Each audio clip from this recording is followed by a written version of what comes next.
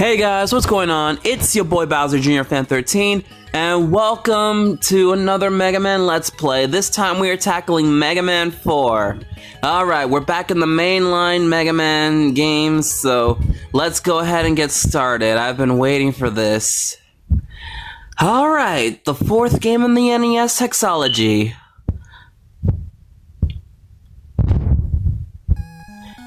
(2000X AD).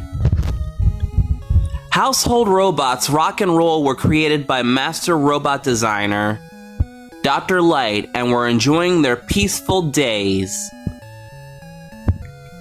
Then one day, the industrial robots all over the world went on a rampage and the world fell into total chaos. Dr. Light quickly realized that mad scientist Dr. Wily was behind the nefarious deed, but he didn't know what to do. Rock, having what? A strong sense of justice, volunteered to be converted into a fighting robot. Thus, the super robot Mega Man was born. Man, the text is really slow in this intro, but I gotta admit, it's pretty cool that they give a little backstory to Mega Man for those who don't really read the manuals or don't really understand the full story, but that's pretty cool. Mega Man shattered Dr. Wily's plans 3 times, and world peace has been maintained so far, but history repeats itself. Dr. Cossack, a mysterious scientist, has invented 8 powerful robots and sent them after Mega Man. Mega Man starts for the battle again, this time equipped with the powerful new Mega Buster. Ooh, new Mega Buster, you say? Alright, I wonder what's new about this Mega Buster. And also, what do you know? So, Dr. Wily is not the main villain. We got a brand new villain named Dr. Cossack. Well, it's about time we got somebody new because Dr. Wily has been a villain for like the past few games, but I guess he must have given up or something or realized he can't beat Mega Man.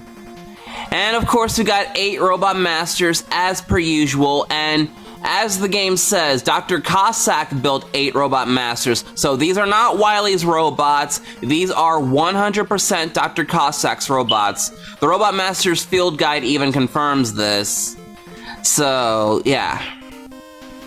Anyways, Mega Man 4 has a bunch of new stuff and familiar things that you'd probably have seen before, but so far, with Mega Man's controls, he's exactly the same. He runs, he jumps, he shoots, he can still slide just like in Mega Man 3, but there's a brand new feature introduced into this game.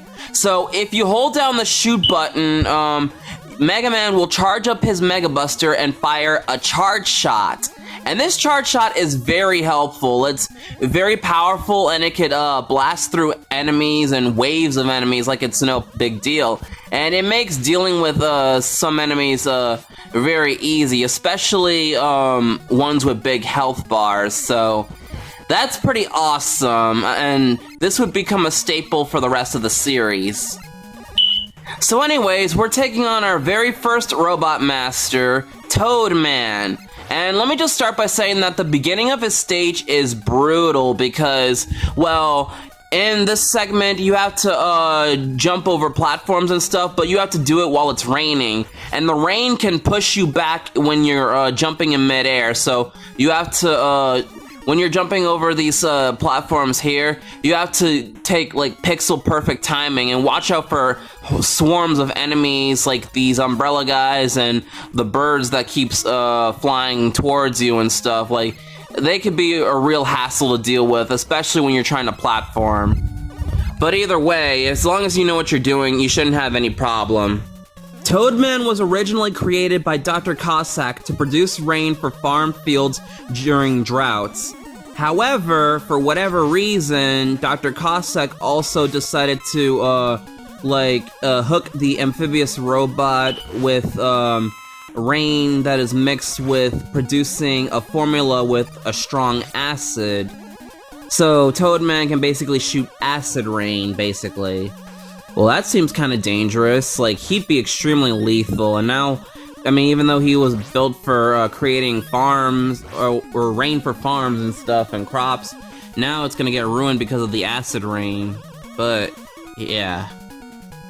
Having been created for meteorological work, Toadman is a capable scientist. On the downside, he is tone deaf. Okay, I have no idea what tone deaf is. I'm very sorry, folks. I just don't understand that. He enjoys performing triple hops and is wary of Snake Man. Oh, that's kind of ironic because earlier I said that Snake Man likes Toad Man back in my Mega Man 3 Let's Play, but Toad Man doesn't like Snake Man. And I think it's probably also a reference to not only the fact that snakes eat toads, but it's probably a reference to this Japanese rock, paper, scissors game called Toads, Slugs, and Snakes and stuff, but that's neither here or there. Anyways, this mini-boss is pretty tough to deal with because, well, you have to shoot it in its eyes, but it can shoot its eyes back at you and throw bombs. And the second part of the fight is, well, fighting the second one, you have to do it over a waterfall near some bottomless pits, and it's pretty insane. But this segment is even harder to deal with because you're basically trying to jump over this pit of water, and there's spikes everywhere. You have to either have pixel perfect jumping, or you could use rush coil to help you get past these segments. But you also got to watch out for the fish that are constantly jumping out of the water. So make sure you have precise timing when jumping, folks. But as long as you know what you're doing, you should have no problem with that. But anyways, it's time to face off with Toadman. So normally Toadman's strategy, he'll mostly just jump around the room sometimes, and occasionally he will shoot his acid rain at you, and he will basically cause some damage. And keep in mind, the acid rain is unavoidable, so you will get hit regardless. But there is a way how to avoid getting hit by the acid rain, and it's a very simple strategy. Just keep shooting at him, and when you keep shooting at him, he'll just jump towards you, and you have to slide under him to avoid him. So you just keep shooting at him, and keep shooting at him, and keep shooting at him, and yeah, that's basically it. This is... wow, this fight is like really easy just because you keep shooting at him, and yeah. Okay, is he gonna do something else? Oh, no he's not. Well, that was pathetically easy. Huh. So yeah, you could just cheese the fight that way. Anyways, beating Toadman, we get his Rain Flush weapon. So Rain Flush is basically the acid rain that you saw earlier in the boss fight after I died. It's a screen nuke weapon that destroys almost every enemy on screen. It's very powerful. I don't use it all the time. I only use it in situational moments, but it's pretty helpful. And we also get Rush Marine, which is pretty cool. But unfortunately, it's the last time we'll ever see Rush Marine because this is the last game it makes its appearance. That's a disappointment. So also, if you continue, if you press the continue button after beating a stage, you go back to the Robot Master's stage and you have to do it all over again. But when you get to the Robot Masters, unlike Mega Man 1 where you can just replay stages, you can't refight the Robot Masters, so the moment you get to their boss door, you get teleported out of the stage. So, yeah. So anyways, now we're taking on Bright Man, and first off, his stage has a pretty interesting gimmick at first. So, there are these enemies, like these light bulb enemies, where if you shoot them, they will cause the room to go extremely dark and you can't see anything. And you have to either wait till the room brightens up in order to see where you're going, or you have to shoot these the firework enemies in order to light up the room again. And of course, this segment has these grasshoppers with these spikes that you have to ride on to like get across. So That's basically what Brightman's stage mostly is. There's a few other gimmicks here and there, but I'll get to that when I get to that. Brightman was created by Dr. Cossack to illuminate operations that are made dangerous by a lack of light, such as nighttime or underground expeditions. The giant light bulb on his head is capable of emitting 10 million watts, which can blind robots with camera-based eyesight. Oh, hot damn. Brightman is resourceful and compulsive note-taker. He gets a lot of bright ideas, which makes him too talkative at times.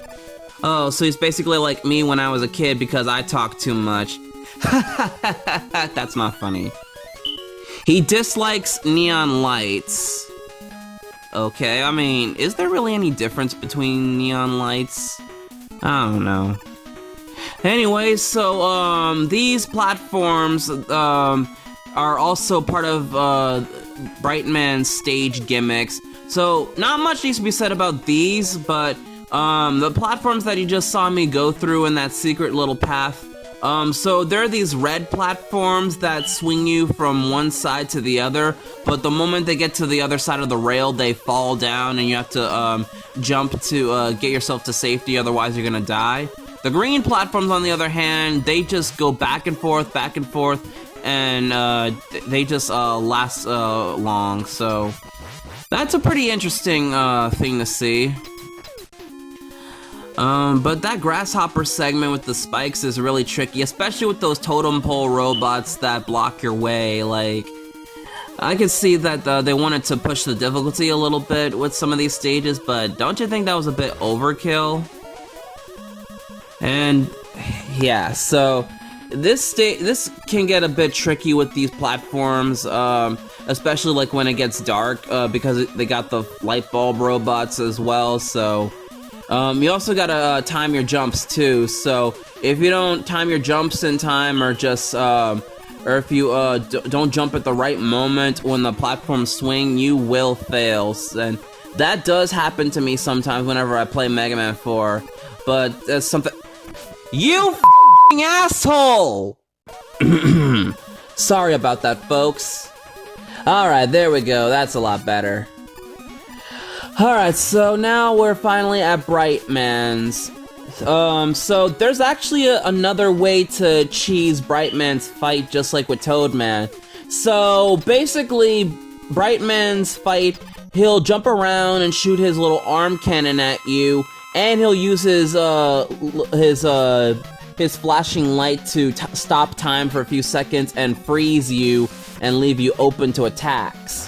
So there is a way to cheese the fight. So if you shoot him once with the Mega Buster, like only shoot a little small pellet at him and just use Charge Shot or Rain Flush for the rest of the fight, he will never use his Bright Stopper weapon because, well, if he's at certain points of health, or if there's certain points of health that he's at, he'll never use the Bright Stopper weapon at all, which is pretty interesting to note. But beating him, we do get the Flash Stopper, which is the name of his weapon. It's basically a much better time stopper, only you can use it several times with several shots. And unlike Time Stopper, you can actually shoot enemies and do damage when time is frozen, so that's pretty awesome. But yeah, that's all we have for today, folks. Thank you guys for watching. Like, comment, share, and subscribe, and I will see you guys in the next part. Peace out, everyone.